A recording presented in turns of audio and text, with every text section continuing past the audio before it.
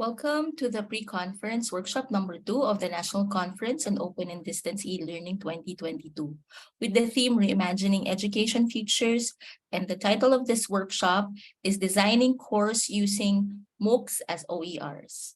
Good afternoon again, everyone, and I am your moderator for today. My name is Margaret Suarez, and I am here with Pao Alvarez, the rapporteur assigned for this particular session. Please allow me again to announce a few ground rules before we begin. Please use your full names in the Zoom so we can address you properly during our session. When not speaking, please make sure your microphone is turned off. And as for our speakers, you will have 25 to 30 minutes to discuss your topics, and the remaining minutes shall be devoted to explain the workshop or the learning activity and for the open forum. For the audiences, please write down your questions and ask them during the open forum. You can also type in your questions in the chat room, which will be answered after the presentations. Without further ado, please allow me to introduce our speakers. For this afternoon, we shall be having 2 succeeding presentations. For our first speaker, her name is Dr. Melinda de la Peña Bandalaria, the Chancellor of the University of the Philippines Open University, an ICDE Ambassador for OER, and a member of the ICDE OER Advocacy Committee. And the second speaker is Assistant Professor Luisa A. Helisan, a faculty member of the Faculty of Information and Communication Studies and the current director of the Multimedia Center of UPOU. May I call on the first speaker, please? May I call on Chancellor Bandalaria? Okay, thank you very much, Meg. And I will just provide an introduction to our pre-conference workshop number 2. If I can share my screen now, just to provide context.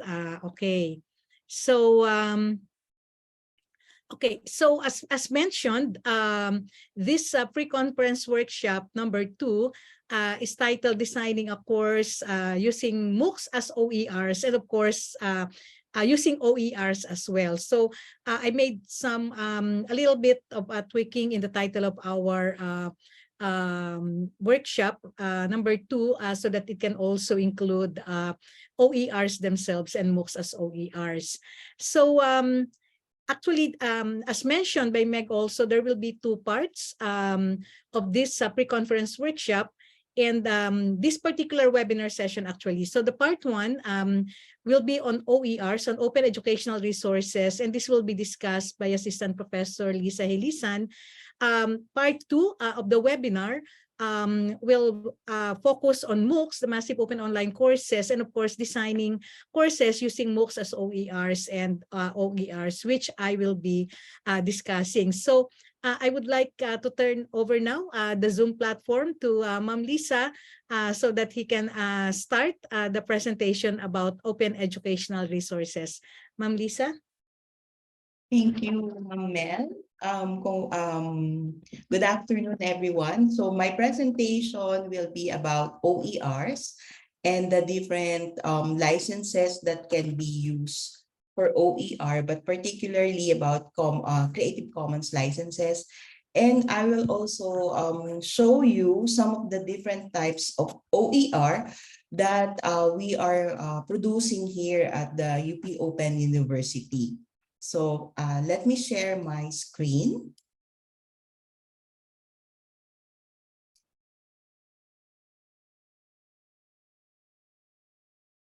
Can you see now my PowerPoint presentation?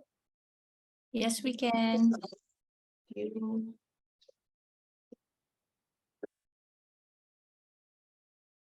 So what are open educational resources or OERs? So UNESCO defined OERs as learning, teaching, and research materials in any format and medium that reside either in the public domain or are under copyright that have been released under an open license that permit no-cost access, can be reused, can be repurposed, can be adopted, and redistributed by other users to other users. Okay, so I have a question. Can please give me your raise your Zoom hands or give me a thumbs up. How many of you are using OERs in your classes or in your training programs? So, hindi ko pala masyado makita sa Zoom. Okay, sorry. Okay, wala akong nakikita na nag-raise ng hands. Okay, so okay lang yan. So maybe after this presentation, you'll be interested to use OERs in your classes.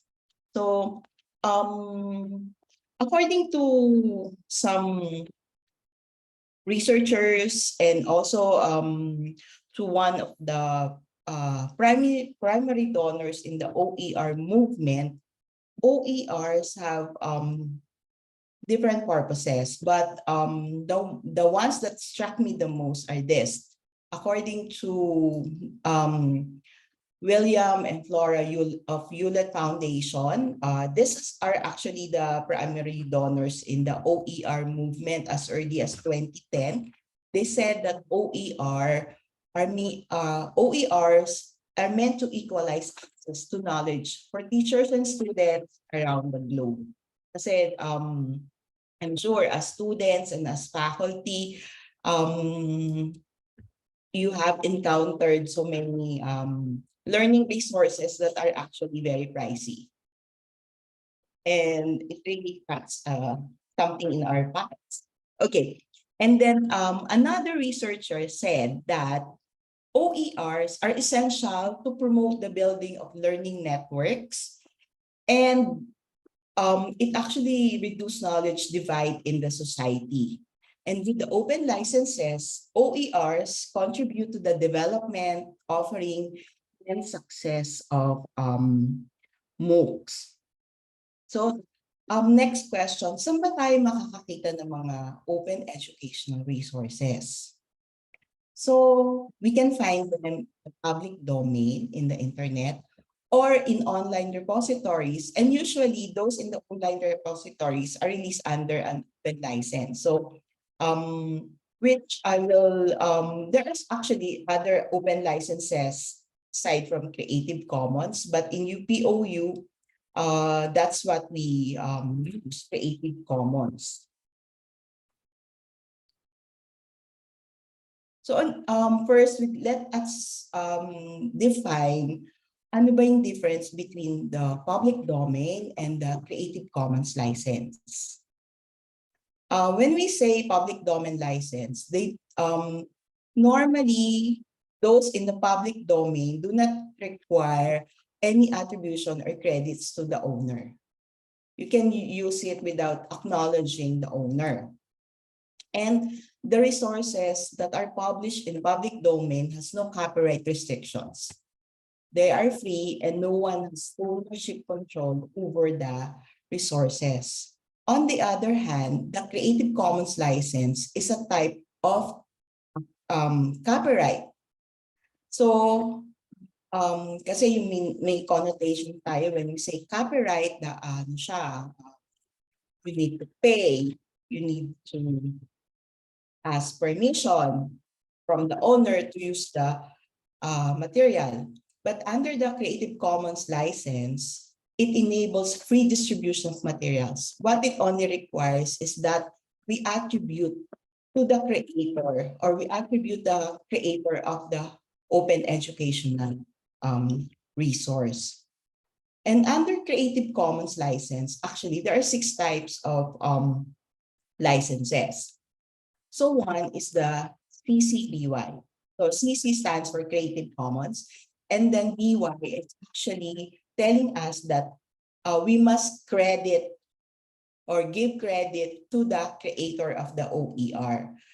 And under this CC BY license, this license allows users to distribute, remix, adapt, and build upon the material in any medium or format. So kapag nakakita tayo ng mga materials or OER under this license, CC BY, we can let's say video 1, video 2, or podcast 1, we can remix them together. Basta kailangan pare-pareho silang CCBY. So, ang importante is we attribute or we give attribution to the creator. And also under the CCBY, yung license allows us, and when we create our own OER using this OER, we are allowed to use this for commercial purposes or to gain to have for monetary gains. Parang ito yung pinakamaluwag na Creative Commons license. The second type is the CC BY-SA. So again, BY stands for credit must be given to the creator. And then SA means share alike. So kung gagamit ka ng OER na ginawa ng iba, tapos CC BY-SA yung license, you have to adopt the license that was given in the original OER. So hindi ka pwede mag-deviate from that kasi ginamit mo yung OER niya to develop your own OER, you have to adopt the same license. So SA stands for share alike. The next type is the CC-BY-NC. Okay, NC stands for non-commercial use of the work. So, pag ganyan yung lisensya or license na ginamit mong OER, so hindi mo siya pwedeng pagkakakitaan. Gagamitin mo lang siya for educational purposes o basta dapat non-commercial. Okay, the next one is the CCBY and CSA. So ito, combination siya ng unang dalawang nasabi ko. Pwede mo lang siyang gamitin for non-commercial use, yung OER na yan. And if you use a part of that OER to your own OER, so dapat same license lang din na gamitin mo. Cannot, again, deviate from the license of the original OER that you have remixed or adopted.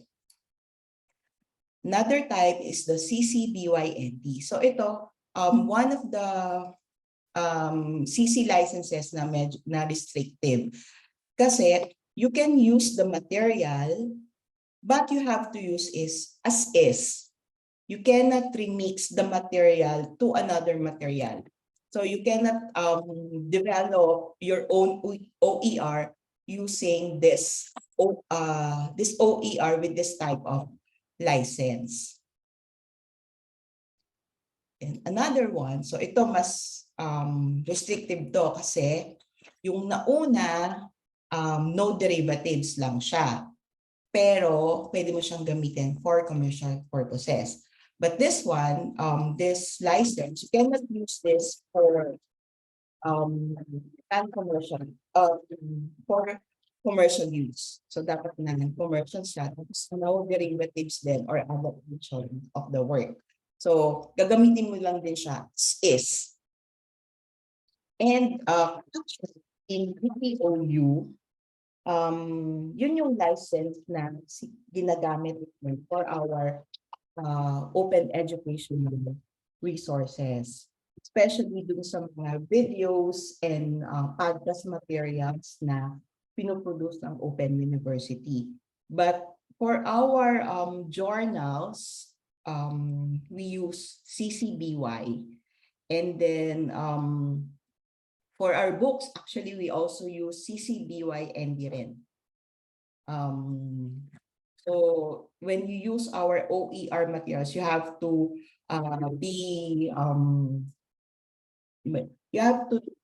look at the Creative Commons licenses of our materials. Baka kasi magkalituhan, nagmagamit niyo yung material namin na video or podcast, tapos CCBY yung ginamit niyo. So you have to take a look at it. And then, also, okay, now all our Creative Commons or our OERs are uploaded in an online repository. So this online repository is the networks.upou.edu.ph. So anyone can get materials from this website for free, but you have to follow our Creative Commons license. And then I'll show you the different types of OER that we have in our repository, in our online repository. So yon, we have the text-based learning material. So we have books, we have journals. So let's see. So this is the section where we upload or our publications with Creative Commons license. So previously, when we started in UPOU in 1995, our most of our materials are copyrighted. So let's I'll show you a sample of our e-journal. So this is our international journal on open and distance e-learning. Okay. And if you're interested, you can also submit a journal article or a research paper, and then be one of our guest writers. So from this, you can also make the submission of your article. And then aside from this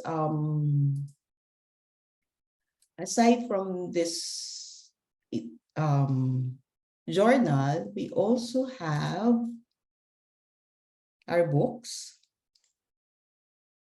So our books are either discipline-based UPOU publication, or those are about ODEL and distance e-learning. So again, this can be downloaded for free.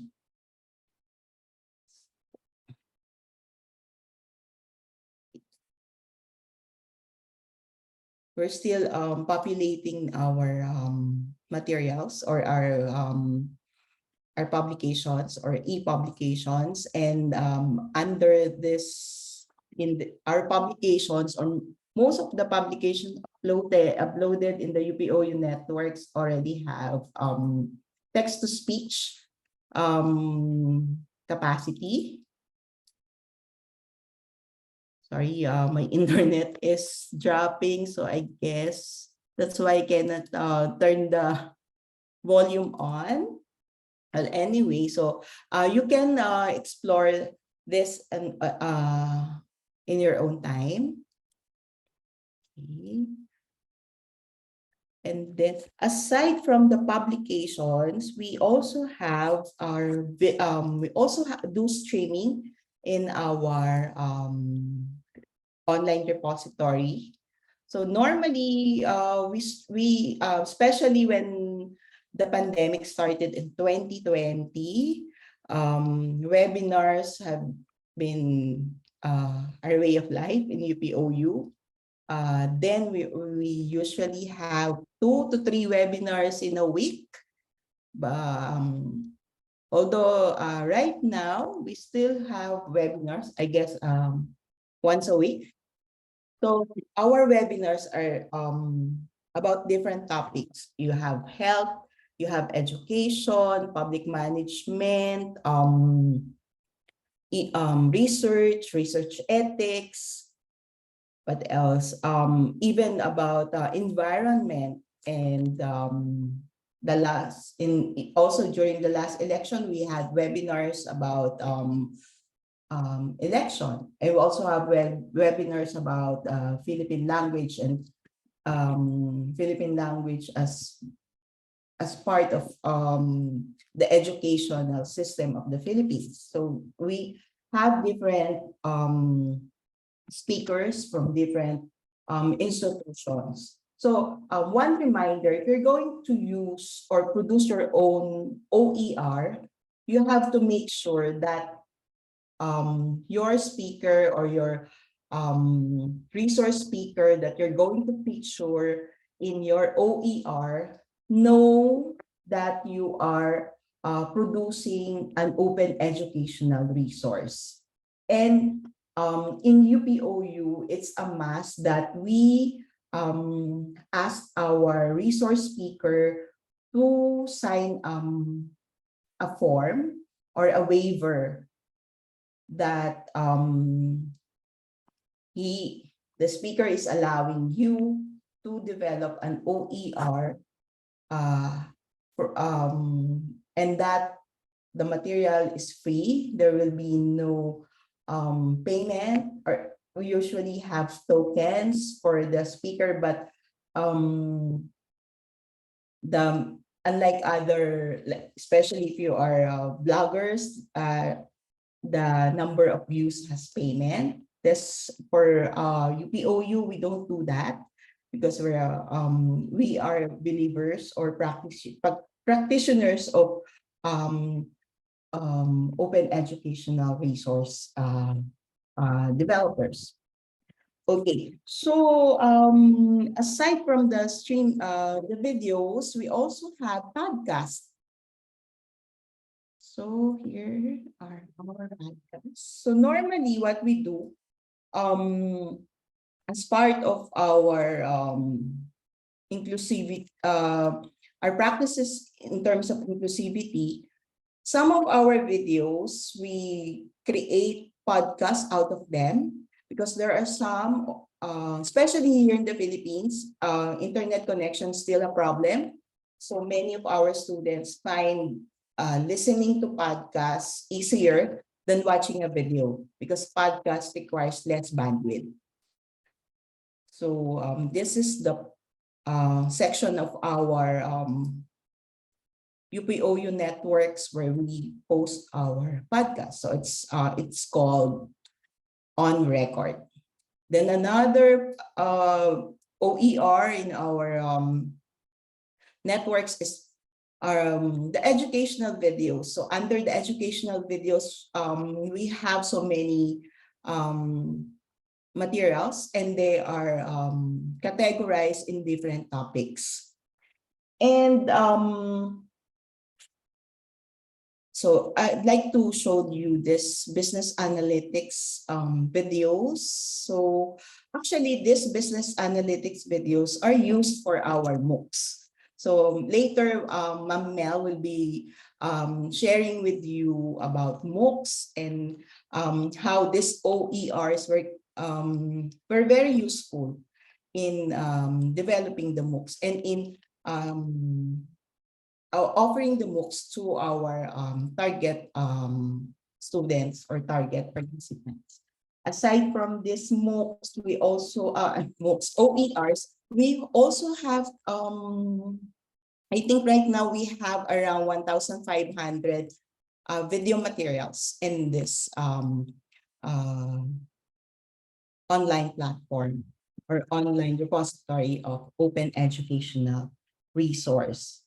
And then do take note that some of the materials that we produce under this online repository are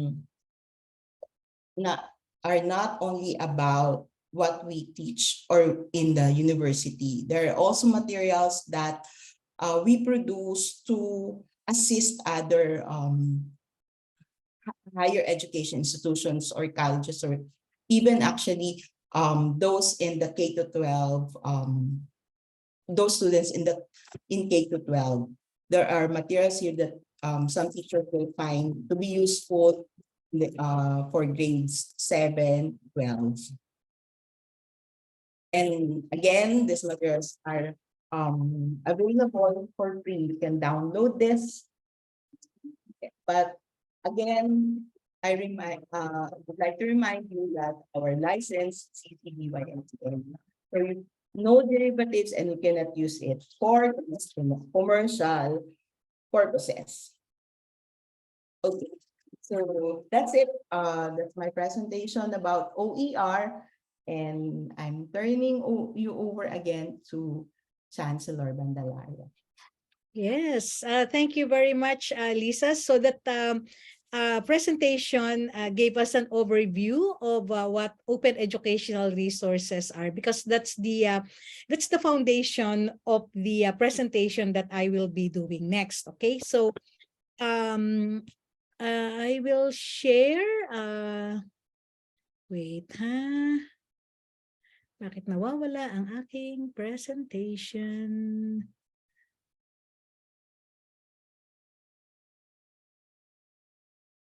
Wait lang ha, kasi okay.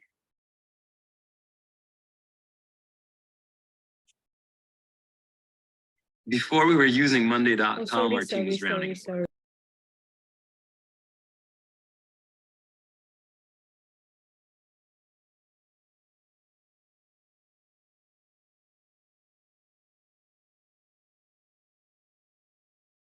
Ma'am, you're on mute. I'm on mute. Okay, wait lang. Oo.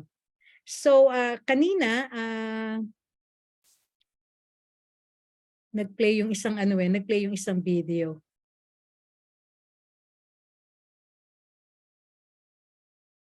Okay. Yan. So,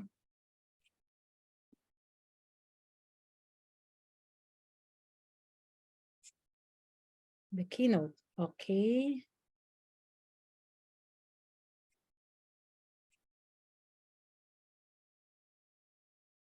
So, we're done with that. Okay. So, the part two of the workshop is all about MOOCs and how we can use them as OERs in our courses, no? So earlier, Ma'am Lisa gave us a presentation, a discussion of what OERs are, and this time we have MOOCs, or massive open online courses, which we can use as open educational resources, or OERs, in our courses. Siguro ang tanong ko at this point, how many of you have enrolled in a massive open online course? Paki ano doon sa chat box natin. Sino yung mga meron ba na nag-enroll? I think siguro marami sa inyo, especially during the pandemic, ano, when we were doing some training courses for a bit, sabi ni Sir Antonio. Sir, anong ibig mo sabihin ng a bit? Nag-enroll pero hindi natapos, tama? Ganun ba yon? You didn't, okay, so may mga nag-enroll.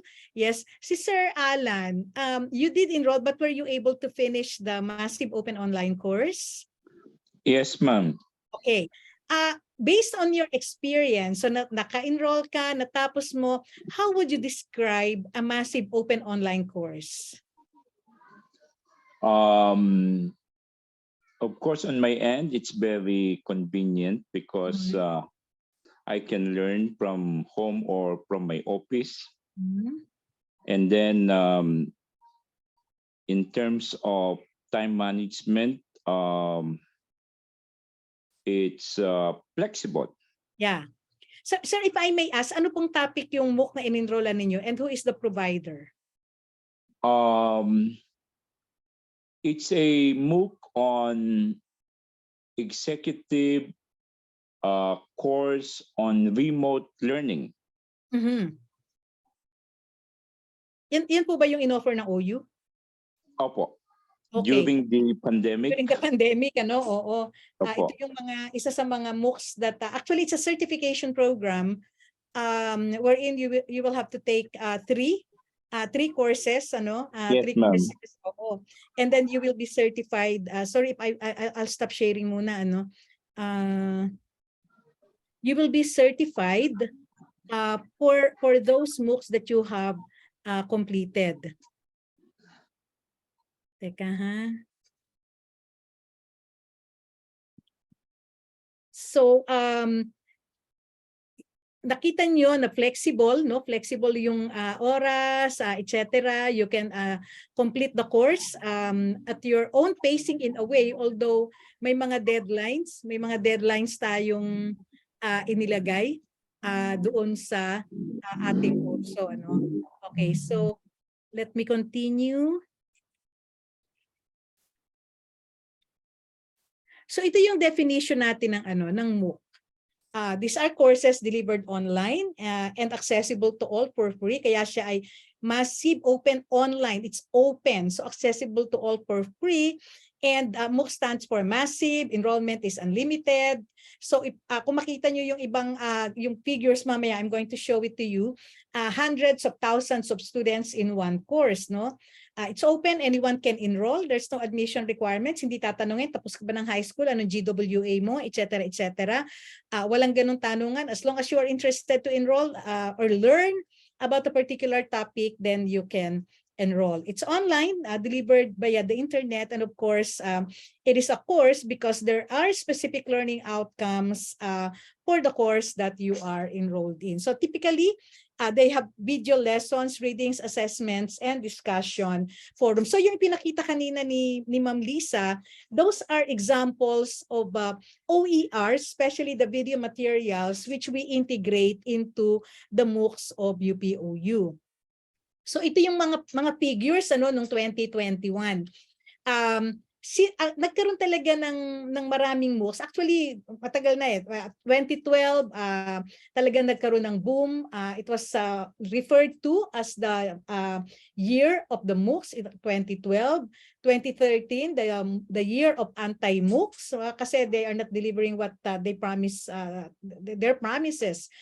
But during the pandemic, nagkaroon na naman ng jump. I mean, increase in the number of students taking MOOCs, and of course, the number of courses that are being offered as MOOCs. So in 2021, I think it was December 2021, itong figure na to, there are 220 million students benefiting from the MOOCs offered by various providers. 950 universities involved in offering MOOCs. There are 19.4 thousand courses that you can search and take as MOOCs, 1,670 micro-credentials, which can provide you with some specific knowledge and skills, and 70 MOOC-based degrees. So I am showing these numbers to you just to give you an idea about the resources at our disposal if we are going to consider MOOCs as OERs in our courses. So it's not just about the UPOU MOOCs, but also these MOOCs that are being offered by the different providers. So these are the top MOOC providers. Of course, you're familiar with Coursera, edX, FutureLearn. Swayam is an Indian provider. So makita ninyo kung gaano kadami yung kanilang mga students, ang kanilang mga courses, at ang mga online degrees that they are offering in the form of MOOCs. Now, this other figure is the course distribution. So if you are teaching technology, for instance, if you are teaching business, so these are the number of MOOCs that we can consider as OERs in our courses. Okay? So, ang MOOCs at UPOU, so kanina ipinakita ni Ma'am Lisa yung repository for OERs. So ito namang MOOCs na UPOU, for those of you who were able to who participated in some of our MOOCs, especially when we started really intensifying the offering of MOOCs for teachers in 2020. So ito yung repository, it's model.upou.edu.ph. These are the categories and certification series or courses. Kanina, yung sinabi ni Sir Alan, it's one of the certification programs that we are offering and which we did during the height of the pandemic, or when we were shifting to remote teaching and learning, to help our university executives or administrators to plan strategically for remote teaching and learning. So ito yung mga categories, these are and you can take them as certification courses. So earlier, Ma'am Lisa mentioned about the licenses, the licenses or the CC license that we put into the materials that we are producing at UPOU. So for this particular for MOOC, for Massive Open Online Course, even our platform is powered by an open source model. Okay? So kaya pwede mo sabihin na ano talaga, it's an open access thing. The materials that we use, kanina, some of those materials, OERs that we produce, as much as possible, those were the materials that we use in producing our Massive Open Online Courses. The course itself is licensed under CC by NCND, no? So kaya pwedeng gamitin yung buong kurso as OER. And of course, the MOOCs are assessment-driven certification courses. So hindi ka basta makakakuha ng certificate by just enrolling. You have to do learning activities and other forms of assessment before you can be certified that you have completed that particular course or MOOC. Okay, so MOOCs as OERs, itong model na to, we even at the time, we referred to this as unbundled credit courses. Okay, so we pinaghiwa-hiwalay namin. These are usually three unit credit courses, but we unbundled them and offered them as MOOC. So why this framework? Bakit ba naisip na UPOU itong framework na to? Of course, even before, we were producing MOOCs. In fact, the very first MOOC that UPOU produced in collaboration with Smart company, telephone or provider, yung Android, developing apps using the Android platform. So, pero yon ginawa siya as MOOC talaga, teaching a particular skill. But then we moved towards this model wherein we unbundled credit courses and offered them as MOOCs. So ngayon siguro naririnig niyo yung term na unbundling of courses in relation to micro-credentialing. I will be mentioning that also later. So why this model, the MOOCs as OERs model? Because we also want to contribute to the continuing efforts in improving the quality of education. Kasi may content na pwede nang gamitin ng mga teachers, hindi na sila mahihirapang maghanap ng content. The content is already there, and in most, if not all cases, in all our MOOCs and the materials that we use, we tap the experts to be the source of content. Mga resource persons are the experts themselves. Lower the cost of education by making available some courses and course materials for free. Instead na our students or even our teachers will be buying materials, books, etc. Eto na, libre. You can download, you can access them and use them for free. Provide flexibility and agility to the education ecosystem, because these materials are online or in digital format.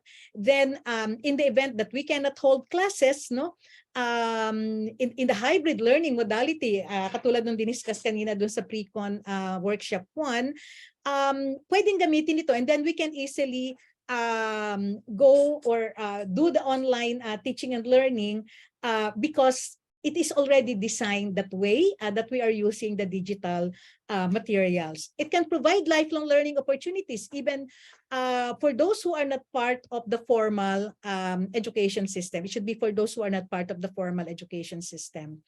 Okay, so as I have mentioned, these are unbundled courses. Okay, so MOOCs are developed to correspond to the content of the courses covered in a CHED memorandum order. So I provided here the specific examples of the CMOs that we use. So the CMOs for business analytics, service management program, technology for teaching and learning. So for those of you who are offering these courses, these are minor or specialization tracks in some of the degree programs specified in the CHED memorandum order, then we already have the content, OERs, and the MOOCs covering the content of these courses. So the MOOCs use the OERs. Kanina ipinakita yung example sa business analytics, etc. So yon ay ginamit for this and to form the MOOCs or develop the MOOCs that correspond to the content of the different courses. So each MOOC, as much as possible, we try to have one MOOC equivalent to the 1 unit credit of the 3 units credit course, 'di ba? So usually 3 units yung mga courses natin, ano. So what we did in unbundling the courses, the 3 unit course, each MOOC is equivalent to 1 unit. Para kung magta-transfer credit, if we are going to stack the credit and have them credited towards the macro credential, which is the degree program, then it will be easy to look at the equivalencies in terms of content. Tapos 1 unit siya, 1 MOOC, 1 unit. Pag nakompleto mo yung tatlo, then you already have the complete content for your 3-unit credit course. Of course, it can enrich the learning environment of the student since they will be interacting with other students, not only those who are enrolled in the course. And if the teacher wants, he or she can still develop assessment to validate the learning of the students or by the student from the MOOC completed. Okay, so how can we use the MOOCs as OER in our courses? One is as content for our courses. So I have here the example of the Technology for Teaching and Learning 1, so TTL1. So kung makikita natin dito, in CHED Memorandum 75, Series of 2017, it is Policies and Standards or PSG for Bachelor of Science Secondary Education. Ito, major in Filipino, isang major ano lang ito ng BS Ed, Secondary Education. Makikita natin dito that one of the courses required is Technology for Teaching and Learning 1. Okay. It is also a course required in major in mathematics. Okay. So yung Technology for Teaching and Learning 1, ito yung kanyang description, 3 units, 3 hours per week. At ang nakalagay dito, this TTL1 is aligned or anchored with the UNESCO ICT Competency Framework for Teachers. So noong i-develop yung mga OERs for TTL1, for Technology and for Teaching and Learning 1, it was UNESCO who helped us in developing the OERs and also the massive open online courses. And the framework, ito sinasabi dito na framework ng UNESCO for ICT Competency for Teachers, ito yung sinasabi. Understanding ICT and Education, Curriculum and Assessment, Pedagogy, ICT Organization and Administration, Teacher Professional Learning. So lahat ng ito ay in-address ng OERs at saka ng mga different MOOCs that we develop to correspond to the content of TTL1. So yun yung isang example. So if you're going to use this particular MOOC as OER in your course, then you will look for the MOOCs with this TTL1, content for Teaching and Learning 1. So, ito yon. So, nung ginagawa namin ito, this is a report which we submitted to UNESCO. Competency Framework, we have 2 course outlines that we develop for TTL1 and TTL2. And these courses, ngayon nakikita na natin siya, but before, if you are familiar, yung mga familiar do sa curriculum ng teacher training curriculum natin, EdTech 1 and EdTech 2 ang tawag sa kanya noon. So, based on the materials or outlines for TTL1 and 2, we developed 17 OERs and we developed 3 MOOCs to correspond to TTL1 and actually hindi kompleto yung sa TTL2. It's just one component of that particular course because these are 2 is already subject specific. So resources, so ito 3 MOOCs correspond to the content of TTL1 and the OERs that we develop were used to develop the MOOCs that we are offering. Okay, so ano ang mechanics? Ano yung pwedeng i-consider ninyo na mechanics when you are using MOOCs as OERs? So ito, you select the MOOC that correspond to the content of the course that you are teaching. So halimbawa, kung if you are teaching TTL1 or whatever, so maghahanap ka ng MOOC na magko-correspond doon sa content ng course that you are teaching. And then you can instruct your students to enroll in the relevant MOOC, the one that you have selected. You can give specific instructions, parang gagawa ka ng study guide doon sa yung mga estudyante. So halimbawa, enroll in the course in this particular MOOC, and this is equivalent to this Unit 2 or Unit 3 or lesson this, ganyan, in our course. And the instruction can also say, complete all learning activities and be certified. So it is still up to us, teachers, how the kind of instructions that we are going to give to our students. But that is one mechanic. So enroll the students in the MOOC, let them participate in all the activities. And in fact, one of the things that we can ask as a proof that they have completed the MOOC is the certification of MOOC completion, which they can show to us. So you can develop other learning activities. As I have mentioned earlier, you can develop your own assessment, which is more aligned with your course learning outcomes or the learning outcomes for that particular lesson. You can also use the MOOCs. Kung ayaw mo pa enrollin yung estudyante mo dun sa MOOC na yun, di gamitin mo lang siya as teacher teaching resources. Okay, so halimbawa, you can design your own teaching based on the MOOCs, the content, the study guide, because even the study guides that specifically for UPOU MOOCs, you can use them, and they are also licensed under CC. So you can look at the learning activities, you can look at the resources, so you can use that particular MOOC as your resource na gagamitin mo in your own teaching, not necessarily asking your students to enroll in the particular mo. Kasi kung medyo magulo pa yon, di huwag na lang, ito na lang, gamitin ko na lang siya as reference material. So resources as indicated in the study guide can guide you on what resources or online activities you can assign to your students, especially in a hybrid learning modality. So halimbawa, gusto mong mag-flip learning. Sabi dito sa MOOC na to, sa study guide na to, for this particular lesson, these are the resources which can be used. So yun na rin yung i-assign mo doon sa yung mga estudyante. Okay? So the benefits, as I've mentioned, it can be designed in a flipped hybrid learning modality as per CHED Memorandum number 16, series of 2022. The MOOC can account for the 50% independent learning component of your course. It can make your teaching and learning more agile and flexible, since if you're going to follow this CHED memorandum order, then 50% of your course is already online. It can also provide diversity in the way you deliver your instruction or teach the courses. It is less teacher work in terms of searching the materials and in terms of lecturing, kasi may iba na magle-lecture para sa iyo. And as I have mentioned, it can also enrich the learning environment of the students because they can interact with other learners outside of their class. Benefits for our students. Stack the credits earned from MOOCs, kasi kung ito yung gagawin natin, pwede nilang i-stack yung credits nila, kumpletohin yung isang kurso, and then get the credit for the courses earned. I think this will require a policy, a university policy for the crediting of MOOCs towards a degree.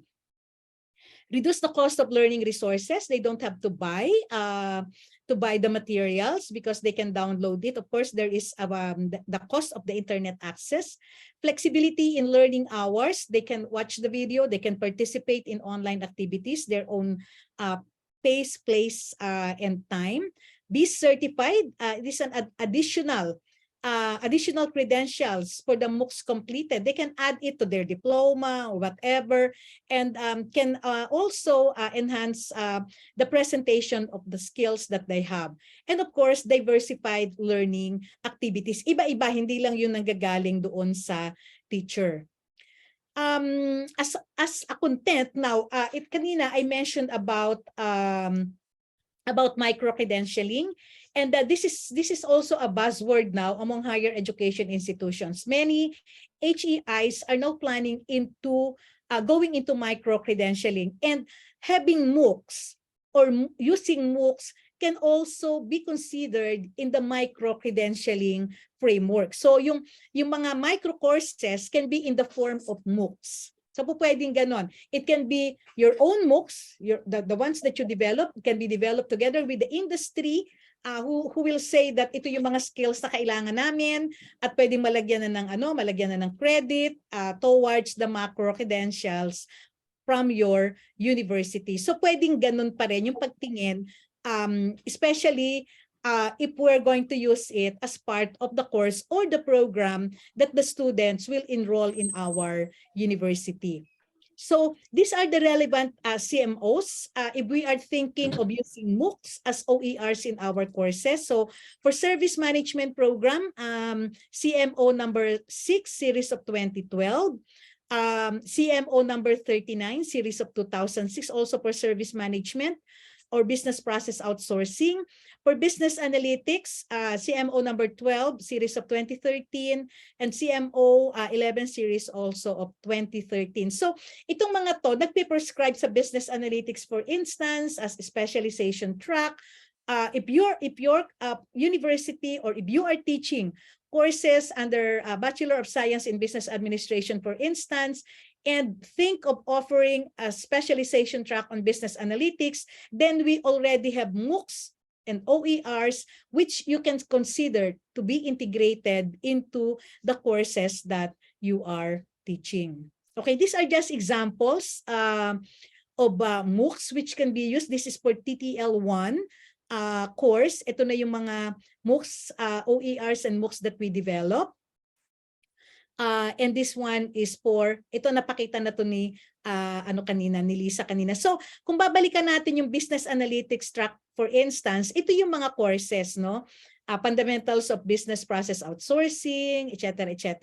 So itong mga kurso na to, each of this, we develop content in the form of video materials, and then develop MOOCs wherein the content of the MOOCs correspond to the content of these courses. So, nakumpleto na yan, yung for fundamentals of business analytics, etc. So, meron na yung mga courses na yan.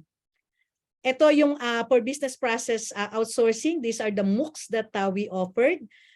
Business Process Management 101, Business Communication.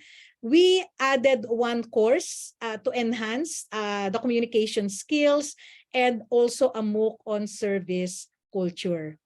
Okay, so these are the MOOCs that we offered for business analytics. Yan, ganyan kadami yung mga MOOCs na that are available for which can be used as OERs.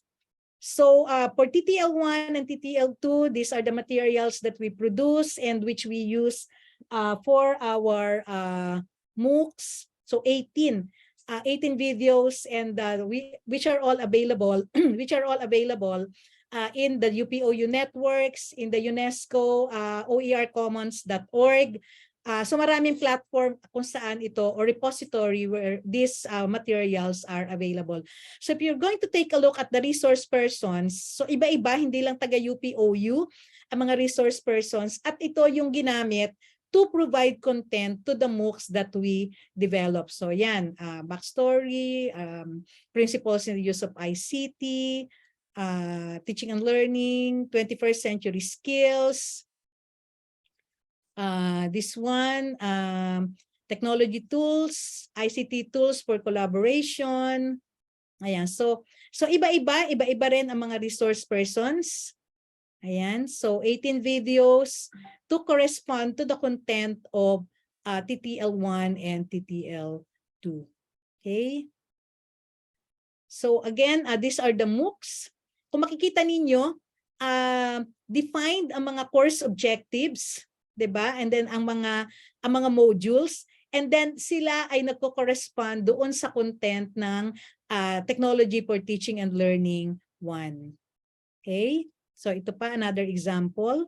So iba-iba yan, iba-iba yung duration, at ang mga content ay corresponding to the content of the course. Another MOOC for TTL 1. Okay. So ito, learning activity natin dito. So you again need to get a copy of the syllabus that you are teaching or will teach for the next semester.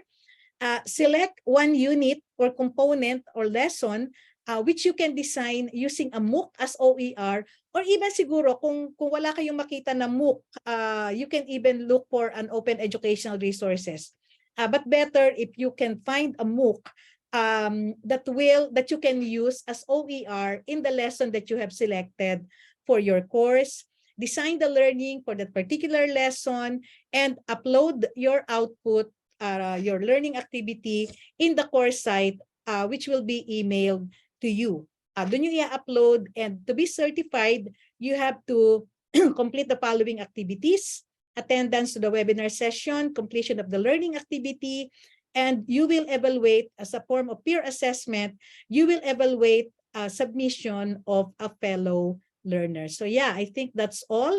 So we can now devote the rest of the time for our discussion. If there are questions, or if you want to do some sharing your own experiences, then you can also do so. You will be allowed to speak and share your own experiences and your own your questions, and to add to our discussion. Okay, Ma'am Meg? Yes po, ma'am. Any questions po, or any comments, suggestions, or if you wish to share your experiences with regards to MOOCs po, or any questions with regards to the learning activity itself, please do so.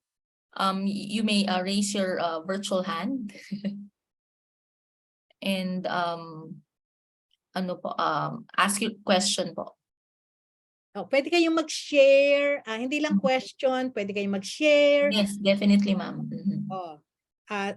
Baka kasi meron din kayong mga experience which can enrich our discussion about MOOCs and about OER. So ito merong Sir Leo Mendel Rosario. Sir, go ahead, sir. Good afternoon po. I just want to ask about the learning activity. I already have an account in Moodle. Is there a template that we need to fill up for that activity? Well, not really. Ang kailangan lang makita doon is how you designed your course using a MOOC. So halimbawa, paano mo gagamitin yung MOOC doon sa kurso na doon sa lesson na pinili mo?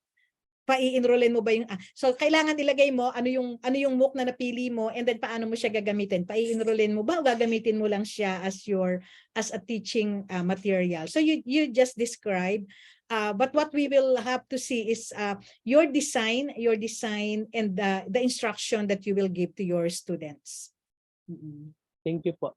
Thank you. Thank you, Sir Leo. Anyone pa po? I think there's a comment, I'm registered but no course card yet. I was wondering which. Richmond, oo. Anong ibig mong sabihin? Sige na. Course card po. Yes, Sir Richmond. You were referring to course card yet?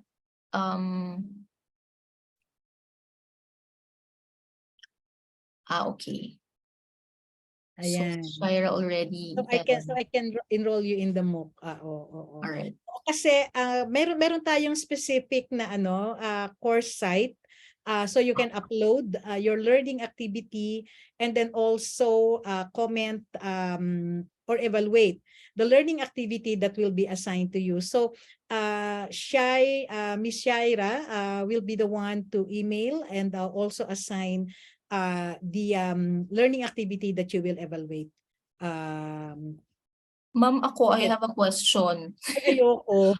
No, ma'am, hindi. Ma'am, will there ever be a time that when you have MOOCs po, will it lead to a formal program? I mean, We are hoping.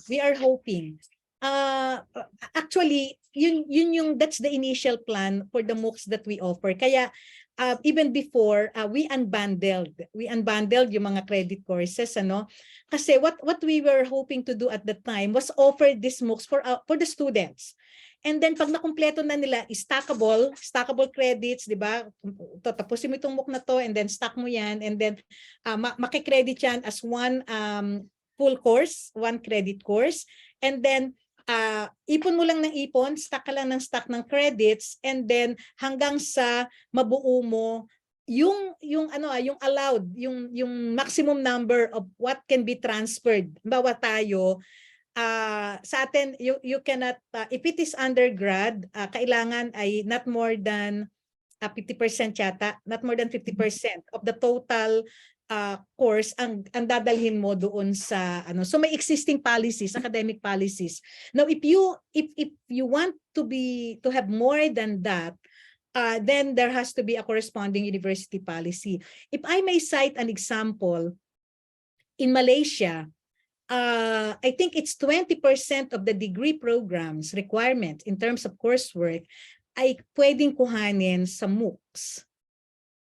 So enroll estudyante and then pwedeng i-MOOC na yung nila. 20% of the degree program ay pwedeng from MOOCs, which can be obtained or taken, completed from the different providers. I think India also has the same policy wherein they credit MOOCs towards a degree, towards the completion of a degree. Ganon. Alright, ma'am. Pero ma'am, sa Philippines, medyo we're in it for the long haul pa. Kasi nung una, we were hoping that through MOOCs, it's before the implementation of RA 10931, yung Universal Access to Quality Tertiary Education, na sana through MOOCs marireduce yung cost of education, no? Kasi libre mo kukuhanin. Pero na-implement yung RA 10931, so naging libre ang kolehiyo, no, especially for SUCs. So medyo nag-backtrack tayo ng konti kasi hindi na magkakaroon ng ganun ka-significant impact. Ginawa na lang natin siya for lifelong learning. Ang anchor niya instead of crediting towards the degree. Formal program. Ganun. Alright, ma'am. There's another. Yeah, oo. Yeah, there's a question, ma'am, here in the chat room po. Is there a website where we can look for MOOCs or do we open search po? Yeah, pwedeng mag-open search po. Kasi halimbawa, kanina, ang sinay kong examples ay yung meron ang UPOU.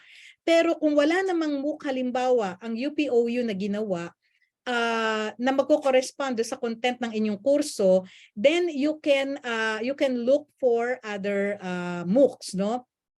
Ang Coursera halimbawa, ang dami-dami nilang ino-offer na MOOCs, edX, Udacity, FutureLearn, etc. So pwede kayong maghanap doon. As long ang kailangan lang makita is the principle or the design ng paggamit ng MOOC as OER doon sa inyong kurso. Now, if you are teaching halimbawa yung mga courses na minensyo ko kanina under the CHED Memorandum Order, then pwede nyong gamitin yung mga MOOCs ng na dinevelop na UPOU kasi yon talaga directly correspond to the content of the courses as specified in the CHED PSG. Yon. Okay, ma'am. Any other comment or if you would wish to share? Sino pang gusto mag-share ng inyong mga experience using OERs, not just MOOCs, using OERs or even enrollment in MOOCs? Kanina I asked the question, sino ba yung mga kasi yung experience ninyo in enrolling a MOOC will probably be the same experience na makukuha ng inyong mga estudyante. So kailangan aware tayo or mindful tayo about what will be the challenges if we are going to integrate or use a MOOC as OER doon sa kurso natin. Kasi kung ganito yung karanasan natin, doon sa MOOC na in-enroll natin, o nung mag-enroll tayo ng MOOC, chances are ganun din yung magiging experience ng ating mga estudyante. So, ano yung mga dapat nating mga possible challenges that we need to address or parang i-anticipate para mag-guide natin yung ating mga estudyante if that is something that we want to do for our courses? Ay, may naka-raise ang hand, ma'am. Yes, opo.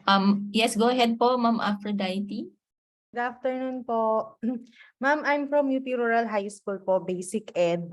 So iniisip ko po ma'am, kung baka po meron kayong idea or na-experience na rin na gumamit po ng MOOC for Basic Ed like yung high school po natin.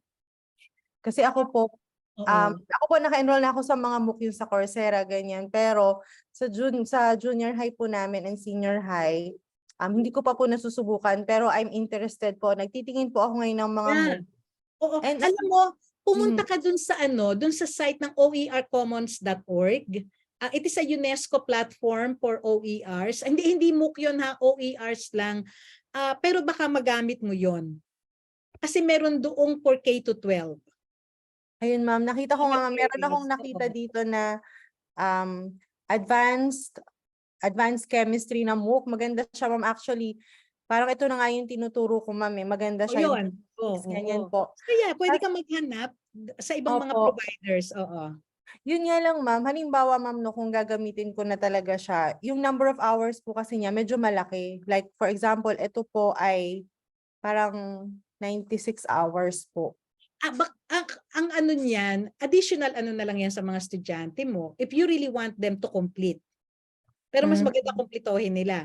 So ang gagawin mo, iaano mo yung activities.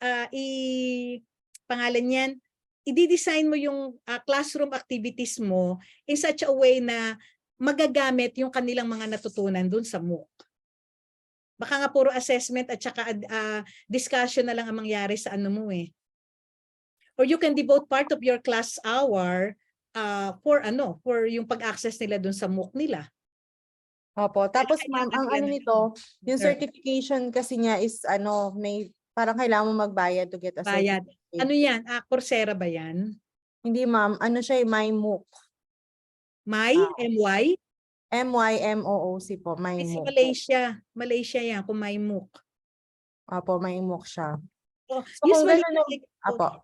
Ganun yung business model ng ganun yung business model ng ibang MOOC na knowledge, sabi nga nila, libre knowledge, pero pagka gusto mo na magpa-certify, yun na yung may bayad. So if they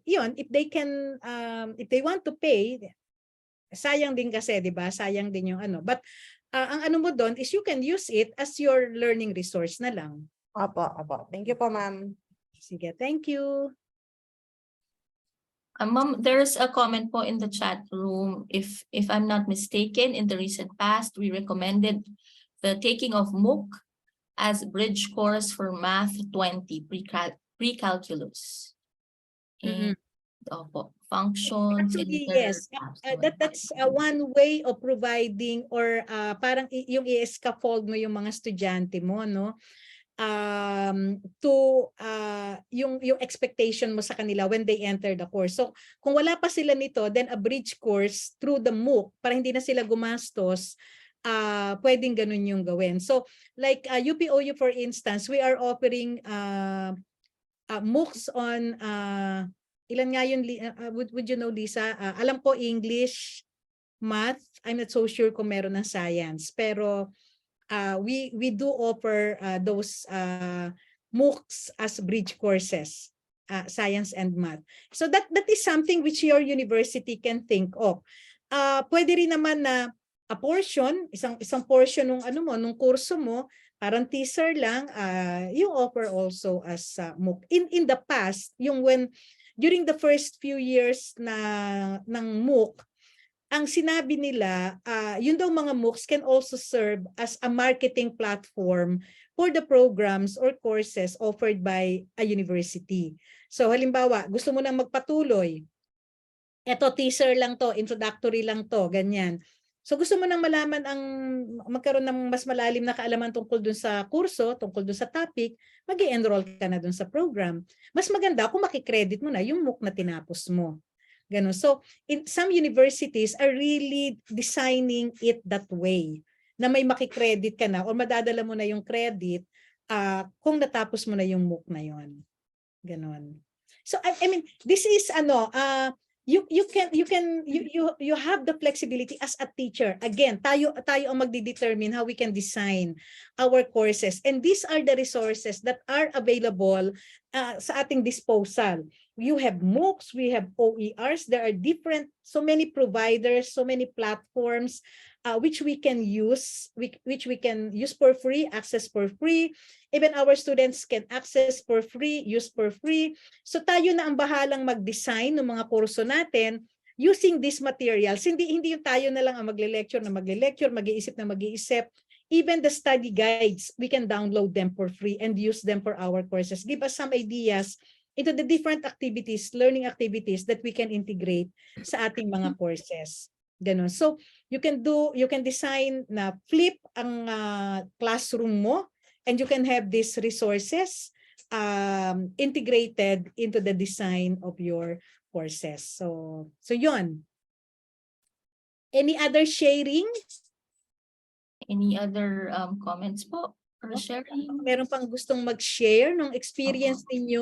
Yung pong mga nakatapos na ng MOOC, ano ba yung mga naging experience ninyo, challenges ninyo, which you think will be the same challenges that your students will have if you're going to use MOOCs as part of your course? Meron ba gusto mag-share?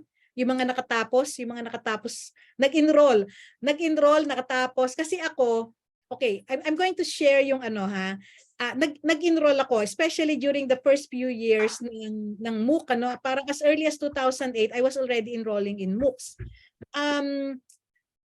Siyempre marami ako in-enrollan pero hindi ko natapos. Okay. So bakit? Kasi ang interest ko is not about completing it and not or getting the certificate of completion. Hindi yun yung interest ko. At that time, my interest was to have access to the learning resources that are being provided by the experts who are coordinating the MOOCs. So halimbawa, at the time, ang learning analytics was something new, so I want to learn more. I wanted to learn more about learning analytics. So what I did was to enroll in a MOOC about learning analytics, get all the materials prescribed dun sa course, and study them so that I will get to learn more about learning analytics. Meron namang just for fun. Ang TESDA actually, if you want skill courses, ang TESDA marami. So mga MOOCs din yon. Yung mga ino-offer ng TESDA, yung sa kanilang e-TESDA. Yung TESDA online program nila. So paggawa ng sandwich, yung mga ganyan. So may mga ganon din sila. So you can search.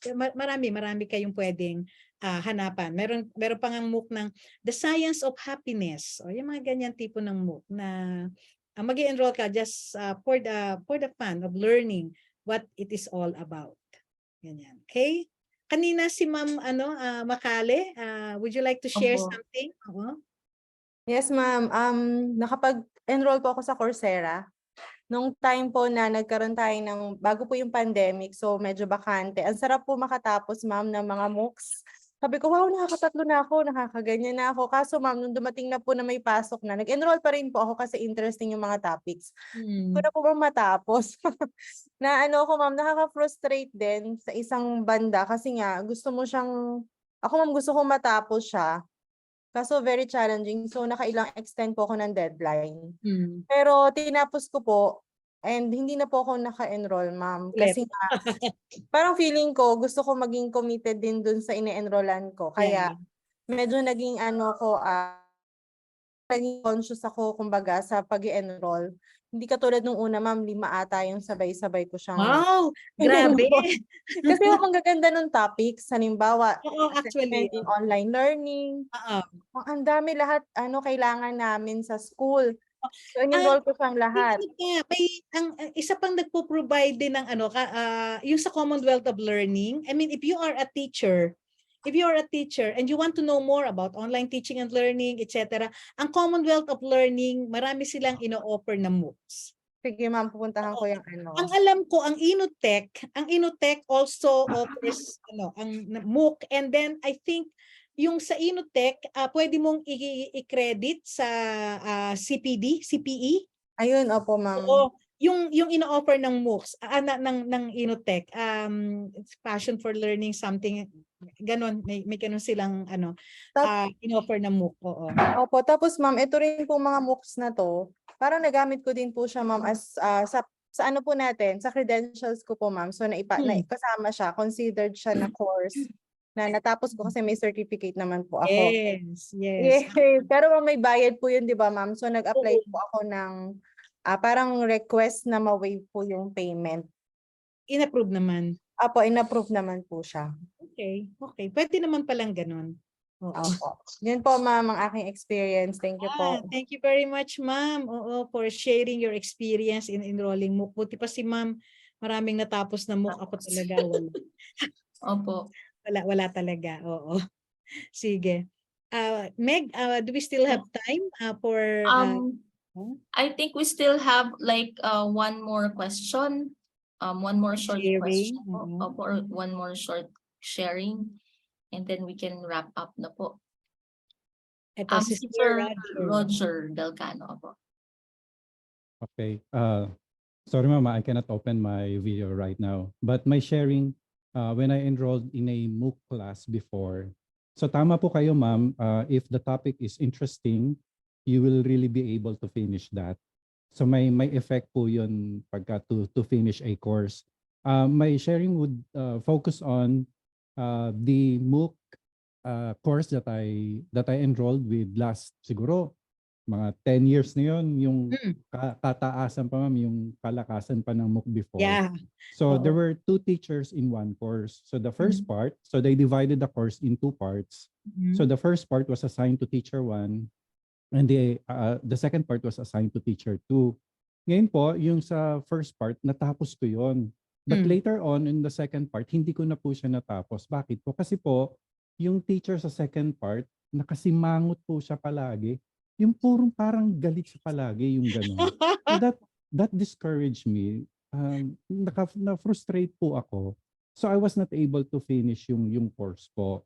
So ang takeaway ko po doon, dapat po pala, kapag ka po tayo gagawa ng mga courses like this, dapat pala si teacher, ano siya, pleasing siya.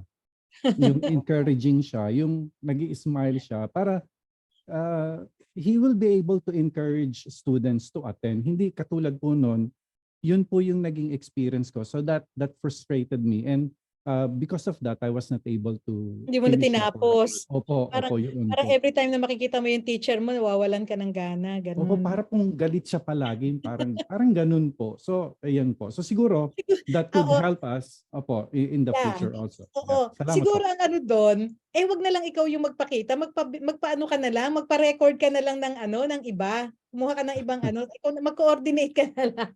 Pwede rin po. Salamat po. Diba? Oo. Well, ang ano kasi, what I usually say when it comes to MOOCs, kung mapapansin niyo, those who have enrolled sa Coursera for instance, sa Udacity, kung mapapansin niyo, yung mga nagko-coordinate ng mga courses, ng mga MOOCs, they are the experts. Sila yung mga kilalang mga eksperto dito sa topic na to. At yun yung attraction ng MOOCs. And in fact, yun yung lagi ko rin sinasabi na ano ba yung quality assurance ng isang MOOC? Ang sa akin, the first thing na pwede mong tingnan yung bang nag-develop ng kurso eksperto ba dun sa topic ng MOOC?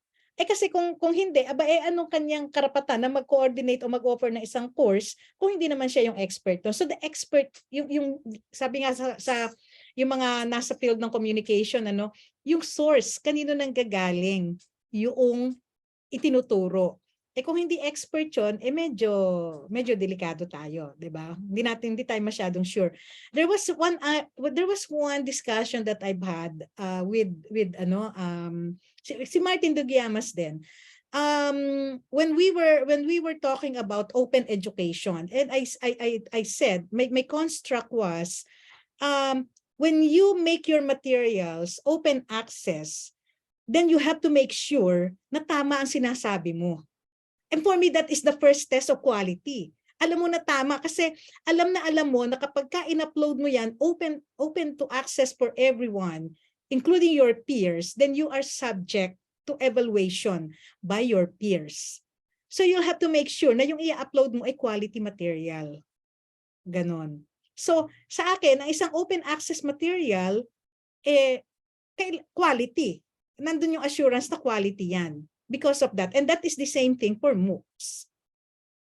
So hindi pwedeng yung content mo hindi tama at hindi maayos. Sabi mo nga, nakasimangot yung teacher. Pati nga yun napansin mo hindi pa nga content yan Teacher na nga yung pinag-uusapan natin. It's not the content anymore. Para din lang yan na yung mga kurso natin sa college noon, 'di ba?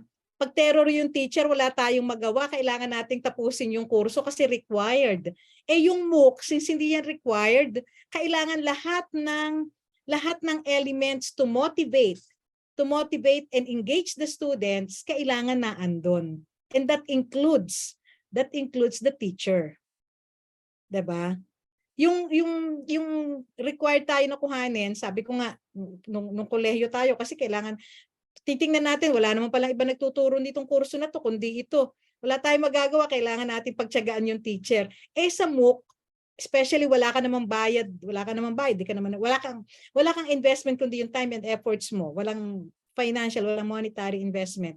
It is so easy to drop the course.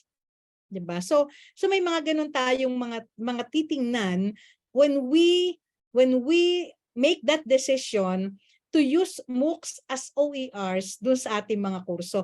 How can we make a MOOC exciting for our students? Tayo mismo, hindi nga tayo yung source nung MOOC na yun, di ba? Pinapa-enroll lang natin.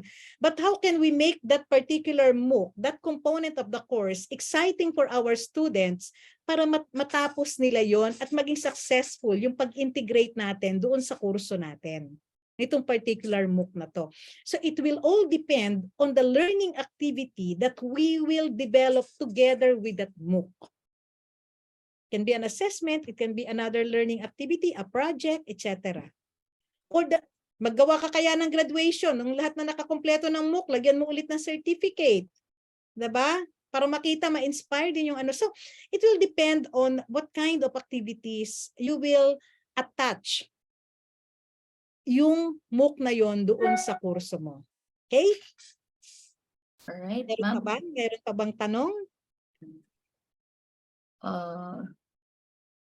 Okay, last na po. Just a thought. Will enrollment in the MOOC affect students' evaluation of his or her teacher? I don't think so. It should not. It should not. Kasi for me, that will be an indication of how resourceful your teacher is and how creative the teacher is when it comes to designing the learning of the students. Mahirap kayang gumawa nun. Hirap yun. Yun nga lang gumamit ka ng OER, sa kurso mo, maghahanap ka ng mga OERs, tapos magde-develop ka ng mga learning activities for the OER. It requires so much creativity from the teacher. Ganon. So it should not affect the evaluation nung teacher. For me, sa UPOU we put premium sa mga teachers na gumagamit ng OERs. And we even have a university policy for the teachers who are developing and coordinating MOOC. So meron silang credit, workload, may workload credit kapag ikaw ay nag-develop at nag-coordinate ng MOOC. Ganon. Yes. Ayun po. Thank you. Thank you very much, Ma'am Chancellor Bandalaria and Assistant Professor Helisan. I would like now to read the certificate of appreciation to our webinar speakers this afternoon. If you can share, Pao, our rapporteur. Miss Pao, are you there? Nawawala na si. Wait lang po, ma'am. Ayaw po mag-share. Wait lang po. Okay. So while waiting for those who are here will receive an email from Shai about the course site and further instruction on the submission of the learning activity and how you can download your certificate from this pre-conference workshop. Okay. Yeah. Okay. All right, this certificate of appreciation is presented to Ms. Luisa A. Helisan for serving as a speaker in the pre-conference workshop on designing course using MOOCs as OERs at the 7th National Conference on Open and Distance E-Learning or NCODEL with the theme Reimagining Education Futures held virtually on the 22nd of November, 2022. Signed, Joanne V. Serrano, our Conference Program Committee Chair. And also a similar certificate of appreciation is presented to Dr. Melinda de la Peña Bandalaria for serving also as speaker in the pre-conference workshop during the National Conference on Open and Distance E-Learning or NCODEL with the same citation, ma'am. Okay. Also signed by Joanne V. Serrano, ma'am. Again, thank you very much, Chancellor Bandalaria and Assistant Professor Helisan. The NCODEL Program Committee will email the certificates to you po. And then thank you for participating and sharing your valuable time and knowledge during this NCODEL or conference workshop. Again, maraming salamat po Ma'am Mel and Assistant Professor Helisan. Salamat po. Thank you very much, Meg. And thanks everyone who registered dito sa ating pre-con workshop number 2. So we will also see you again tomorrow. Meg, do you have Yes, ma'am. Tomorrow we will have the first day of the EDCODEL, the conference proper. The start of the conference is 9:00 AM po. We hope to see you there, and for our documentation purposes po, if we can take a picture again. Sir Lex, ano na lang po. Pa-open po ng mga camera. Oo, Pa-open kasi po ng camera. i-providean din po kayo ng kopya nitong ating photo documentation for our workshop. Oo. Para kung minarkahan kayo ni Shai ng absent, pwede nyo sabihin na present ako, nandyan ako sa picture. Okay, iba po nagloloko ang camera. It's okay po. We understand yung internet issues and all. Okay. Sir Lex, if we can take a picture po. Okay, ready po. Smile. I'm on slide 1. Smile po. Hindi niyo po alam kung nasang slide po kayo sa smile lang po kayo all throughout. Smile lang po. I'm on slide 2. Okay. Thank you po. Thank you. Thank you everyone. See you tomorrow. Thanks Meg, Shai. Thank you. See you po, 9:00. Po. 9:00 po tomorrow. See you tomorrow. Bye. Thank you. Bye-bye. Salamat po.